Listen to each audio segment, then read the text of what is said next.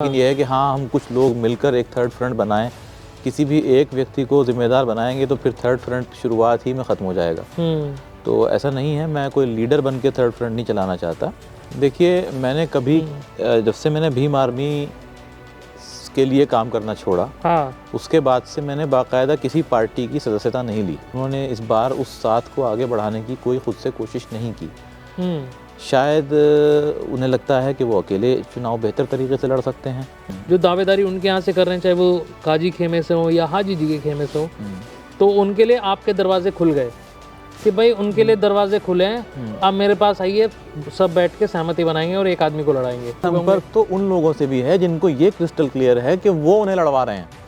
अच्छा, उनसे भी आप संपर्क में? बिल्कुल, उनसे भी संपर्क में है। तो ये वहाँ फैलाकर उनका स्वागत कर रहे हैं कि भाई आप आइए। हाँ, और हम बैठेंगे, पार्क बढ़िया आपने बना दिया है, तो यहीं बैठेंगे, यहीं मीटिंग होगी शाम को, और एक कैंडिडेट उतार देंगे और दोनों के लिए चुनौती खड़ी कर देंगे कि भाई, और आने वाले समय के लिए भी जो तीसरा मोर्चा होगा उसको आप विधानसभा के इलेक्शन में भी देख सकते हैं। ये एग्जाम्पल सेट करने की तैयारी में हैं आप। नमस्कार, आप लोग देख रहे हैं आई प्रेस इंडिया और मैं हूँ आपके साथ हेमंत। हम लोग अब नगर निकाय चुनाव कवरेज पर निकले हैं। तो हम लोग इस समय मंगलौर में हैं और मंगलौर नगर पालिका ने जो काम किया है मंगलौर में, उसके विषय में भी लोगों से बातचीत कर रहे हैं। लेकिन उससे पहले दावेदारों की लंबी लिस्ट है, चाहे वो बीजेपी के हों, कांग्रेस पार्टी के हों, और एक फैक्टर और भी यहाँ पे बसपा भी है, क्योंकि और जगह तो बीजेपी और कांग्रेस को देख रहे हैं, लेकिन यहाँ बसपा के कैंडिडेट को भी देखा जाता है, क्योंकि काफ़ी फैक्टर रहता है बीएसपी का यहाँ पर। अभी कैसी स्थिति है, यहाँ पर बातचीत करेंगे काजी मोनिश जी से। काजी मोनिश जी 2022 में विधानसभा का चुनाव लड़ चुके हैं, उसके बाद पार्टी इन्होंने चेंज कर ली थी, अब बसपा में है, तो बसपा के ये नेता हैं। लेकिन इन्फॉर्मेशन ऐसी भी है कि ये थर्ड फ्रंट यहाँ पर बना रहे हैं नगर निकाय चुनाव में। बातचीत करेंगे उस विषय पर भी, और अगर ये थर्ड फ्रंट बनाते हैं तो इनका कैंडिडेट होगा कौन, इस पर भी बात करेंगे। लेकिन सबसे पहले स्वागत आपका आई प्रेस इंडिया में। शुक्रिया आपका। तो सीधे सीधे शुरू करें? बिल्कुल, या टेढ़ा मेढ़ा शुरू करें, बताइए। आप जैसे मर्जी चाहें शुरू करें, जवाब तो मुझे वही देना है जो देना है। तो बसपा के आप अभी नेता हैं, कैसी स्थिति है बीएसपी की यहाँ? देखिए, मैंने कभी जब से मैंने भीम आर्मी के लिए काम करना छोड़ा, उसके बाद से मैंने बाकायदा किसी पार्टी की सदस्यता नहीं ली। तो मुझे ये कहना कि बसपा का नेता हूँ, ये भी उचित नहीं है। मैंने पिछले चुनाव में विधानसभा में बसपा के कैंडिडेट को सपोर्ट किया, तो ये बात सही है।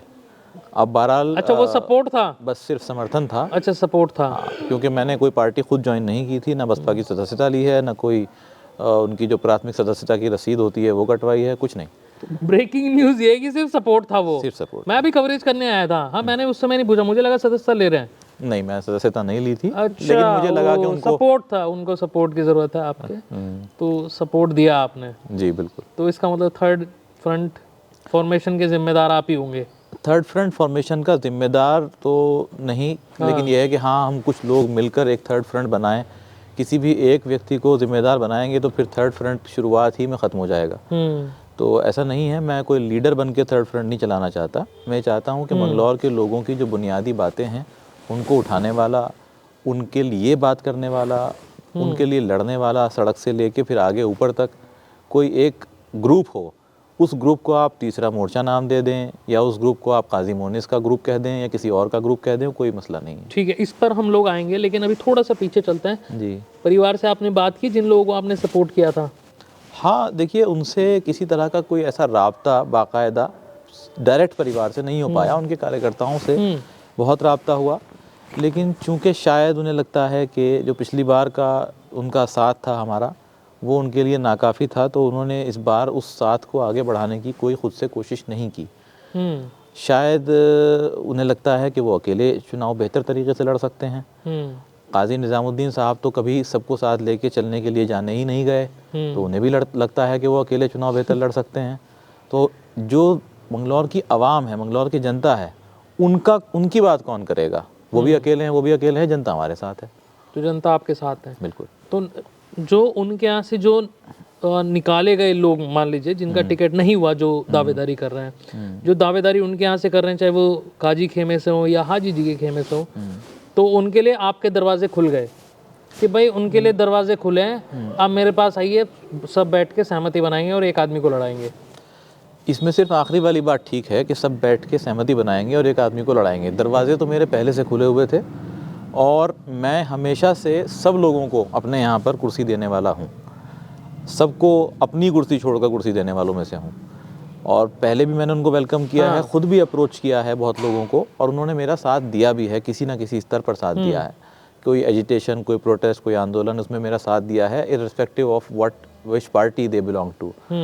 तो अब हाँ, बहरहाल ये है कि अब चूंकि स्थिति क्लियर हो जाएगी आज और कल में, जब कैंडिडेट्स क्लियर हो जाएंगे उसके बाद में हम भी फैसला लेंगे कि हमें कैसे क्या करना है।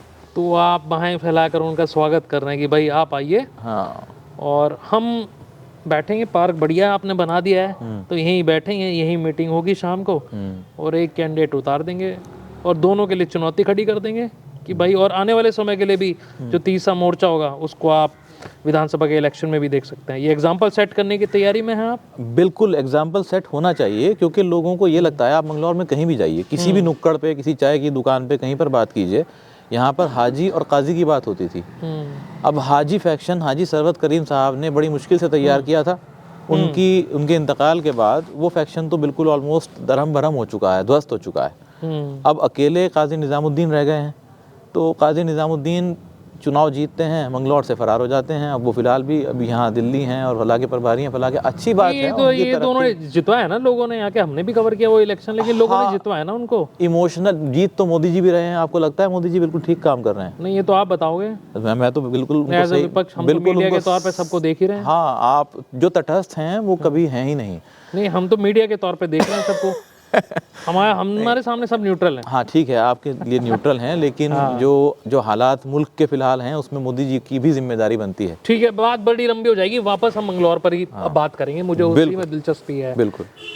तो कुछ लोगों के नाम तो आपने तैयार कर ही लिए होंगे, क्योंकि कुछ लोगों को तो बिल्कुल क्लियर हो गया होगा, क्रिस्टल क्लियर कि हमारा नहीं होने वाला, तो उन लोगों से तो संपर्क हो ही गया होगा आपका, या उनके फोन? मेरा संपर्क तो उन लोगों से भी है जिनको ये क्रिस्टल क्लियर है कि वो उन्हें लड़वा रहे हैं।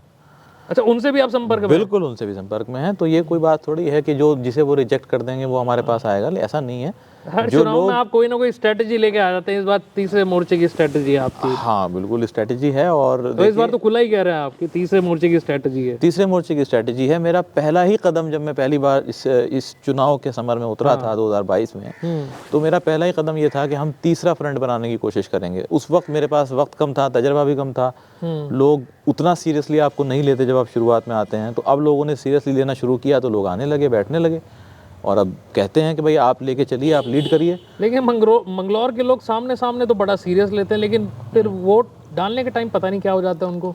ये तो दुनिया का दस्तूर है, उगते हुए सूरज को सलाम है। जब लोगों को ताकत उभरती हुई नजर आएगी तो अपने आप ही झुक जाएंगे, अपने आप वोट देने लगेंगे। अब तो आपका मैं पिछले, अगर हम थोड़ा सा पीछे चलकर बात करें तो 2022 में भी आपकी कोशिश यही थी कि तीसरा विकल्प यहाँ पे पैदा हो। उसके बाद चुनाव आए, उपचुनाव के टाइम पे भी आपकी ऐसी कुछ स्थिति, फिर आप भी उनको सपोर्ट करने चले गए, अब फिर आपकी वही स्ट्रेटजी है।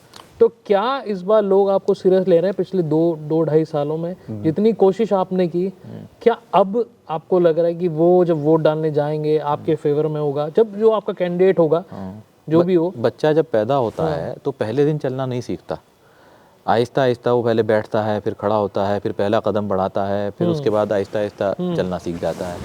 तो मेरी भी सियासत की पैदाइश 2022 ही की है, और उसके बाद मैंने आहिस्ता आहिस्ता सीखा, चलना सीखा, और फिर लोगों को अप्रोच किया। हाँ। उस वक्त वो लोग मुझे नहीं समझ पाए, लेकिन बाद में समझे और आए। कुछ के नाम तो थोड़ा बता दीजिए ना, मजा आएगा सर, हमारा चलेगा सर, बढ़िया। थोड़े नाम बता दो, एक दो कौन से काजी जी के खेमे से थोड़ा बता दो, कौन लोग संपर्क में हैं। देखिए तो मैं नाम डायरेक्ट हैं, या फिर वो हाजी वो हैं चौधरी इस्लाम साहब, या फिर और भी लोग हैं उनके खेमे में? बिल्कुल, प्रमुख तो दो ही हैं। प्रमुख नहीं, प्रमुख क्या 3 हैं। अच्छा 3 है, तीसरे कौन है? कलीम अंसारी साहब भी हैं। अंसारी जी भी प्रमुख है। अच्छा, जब आप बता रहे हैं, अच्छा ठीक है। और इधर वाले खेमे से हाजी? इधर वाले खेमे से सभी लोग हैं भाई, जितने भी कैंडिडेट हमारे लड़ने के इच्छुक थे। जिनका इंटरव्यू मैंने लिया, मयूद्दीन साहब है, मयूद्दीन अंसारी, वो भी बिल्कुल वो हमारे भाई हैं, और बिल्कुल अगर वो लड़ना चाहते हैं तो वो अपना दावा पेश करें। एक जुल्फिकार ठेकेदार भी है ग्रुप में, कोई ऐड कर देता हूँ। जुल्फिकार ठेकेदार एक कारोबारी हैं, और अच्छा है कारोबारी भी कभी कभी सियासत में आ जाएं, तो बहरहाल ऐसा उनका कोई ख़ास हमसे इस संबंध में कोई बातचीत नहीं हो पाई है उनसे, लेकिन यह है कि हो सकता है कि वो जुल्फ़िकार ठेकेदारी और से कैंडिडेट हो। हाँ, जो मेरे ग्रुप जो चल रहे हैं सोशल मीडिया पे, उसमें मैंने देखा। कौन कौन लोग हैं, थोड़ा नाम तो बता दीजिए भाई। देखिए, हमारे संपर्क में तो सभी लोग हैं, चाहे वो नफीस अंसारी साहब हों, चाहे जुल्फ़िकार अख्तर साहब हों, चाहे आपके ये मोहिउद्दीन अंसारी साहब हों, चाहे मुन्ना रेफरी हों। अच्छा, तो सभी लोग हमारे संपर्क में हैं, डॉक्टर शमशाद हों या चौधरी इस्लाम हों या कलीम अंसारी साहब हों, तो कोई ऐसा नहीं है, कोई गैर नहीं है, सब अपने लोग हैं। तो जो दो लड़ेंगे उन दो के अलावा बाकी सब लड़ने ही के इच्छुक हैं। बाकी सब लोग इधर आ सकते हैं, कुर्सियां रखी हैं सब लोगों के लिए, और सब विचार विमर्श करके एक आदमी को फाइनल करेंगे। बिल्कुल। तो ये आपकी तैयारी है? बिल्कुल हमारी तैयारी है, और बहुत मजबूती से चुनाव लड़ने वाले हैं, बहुत जोरदार चुनाव लड़ने वाले हैं। मुझे लग रहा है आप समर्थन दे दोगे इस बार भी? नहीं, समर्थन मैंने पिछली बार लड़ने का कोई दावा तो नहीं किया था, उसके बाद समर्थन दिया हो। जब मैंने लड़ने का दावा किया था तो मैं लड़ा हूँ। मुझे वोट चाहे 1 मिले या 700 मिले या 800 मिले, किसी की जीत की वजह या किसी की हार की वजह बने, लेकिन अब हम चूँकि अपने लिए, अपने ग्रुप के लिए, मंगलौर के लोगों के लिए लड़ रहे हैं, तो अब किसी की जीत और हार की वजह बनने के लिए नहीं लड़ रहे हैं। हमारे यहाँ कुर्सियाँ तैयार हैं, जैसा कि आपने कहा, आइए बैठिए और मंगलौर के हित में जो बेहतर फैसला हो वो लीजिए। मंगलौर के हित में जो फैसला हो वो लीजिए। क्या लगता है इस बार होगा क्या? क्या सोच रही है इस बार जनता? क्योंकि कस्बे का चुनाव है, बेसिकली बहुत सख्त चुनाव है, ट्रायंगुलर कॉन्टेस्ट होने वाला है। दो पार्टियों का कोई यहाँ पे रहेगा नाम, या फेस मंगलौर के निकाय चुनाव में कभी भी पार्टियों का वर्चस्व नहीं रहा है। फेस का चुनाव, फेस का चुनाव रहता है। क्योंकि मैं जहाँ जा रहा हूँ तो वही बातचीत हो रही है। हाँ, फेस का चुनाव कि पार्टियों का, सरकार नहीं बन रही, ना बिगड़ रही, लेकिन फेस का चुनाव है। फेस का चुनाव है। हालांकि भारतीय जनता पार्टी की साख इस चुनाव में दांव पर लगी हुई है। उन्हें अपनी नीतियों को साबित करने के लिए ये चुनाव एक बहुत बड़ा प्लेटफॉर्म नजर आ रहा है। वो साबित करें कि भाई हाँ, हमारी नीतियाँ सही हैं, जनता हमारे साथ है। सही है या नहीं? लास्ट में सर नाम फिर से मैं वही पूछूंगा, देखिए नाम बता दो। आपको सिर्फ 2 दिन का इंतजार है, 2 दिन के बाद आप फिर तशरीफ लाइए और हम आपको खुल्लम खुल्ला नाम ही बता देंगे, भाई हम इनको लड़ा रहे हैं। खुल्लम खुल्ला? बिल्कुल बिल्कुल, परसों तक हम नाम लेकिन तीसरा मोर्चा बनेगा, ये फाइनल है कि तीसरा ही मोर्चा बनेगा। अब फाइनल है कि तीसरा मोर्चा ही बनेगा। हम किसी के साथ नहीं जाने वाले, हम तीसरा मोर्चा बनाकर अपना कैंडिडेट बिल्कुल ऑन कैमरा कह रहा हूँ। चलिए भाई, बहुत शुक्रिया, आपने हमें समय दिया। तो हमें जानकारी थी कि तीसरा मोर्चा यहाँ पे काजी साहब बना रहे हैं, तो काजी मोनिस बना रहे हैं, तो काजी वो भी है। तो काजी मोनिस जो है उन्होंने तैयारी कर ली है थर्ड फ्रंट की, यानी कि तीसरा मोर्चा यहाँ पर बनेगा। और जो कैंडिडेट सेलेक्ट नहीं होंगे कांग्रेस की तरफ से, काजी जी के खेमे से या फिर हाजी शरबत करीम साहब के खेमे से, वो यहाँ पर आ सकते हैं और यहाँ पर बैठकर बातचीत होगी और एक आदमी को यहाँ पर चुनाव लड़ाया जाएगा। अब आप क्या सोचते हैं इस बातचीत के विषय में? कमेंट बॉक्स खुला है, अपनी राय आप लोग ज़रूर रखें, और कोई सवाल अगर छोड़ना चाहते हो तो सवाल भी आप छोड़ सकते हैं। और बने रहिए आप लोग आई प्रेस इंडिया के साथ। बहुत शुक्रिया आप सभी लोगों का।